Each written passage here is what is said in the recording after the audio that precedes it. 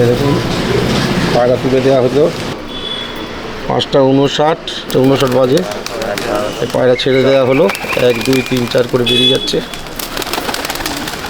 Icon রাজেশের পায়রা উড়ানের জন্য 17টা মালবাহী পায়রা, 12টা মাদি 5টা নর একসাথে ছেড়ে দেওয়া হলো। আজকের একটা উড়ান খুব সুন্দর হতে চলেছে। তবে এটা 5 দিন, 3 দিনের ম্যাচ আমাদের ওয়েস্ট বেঙ্গলের টুর্নামেন্টও হয়েছে। তবে 5 দিন আমরা শুনিনি, হয়তো হতে পারে। তবে যতটা আমাদের ধারণা হয় না, কিন্তু অত সহজ নয়। আবার সেম পায়রা, হ্যাঁ, আবার 6 ঘন্টা বর্ডার রাখা হয়েছে। হ্যাঁ, ল্যান্ড করলো নতুন টাইম 5:32 ল্যান্ড করছে।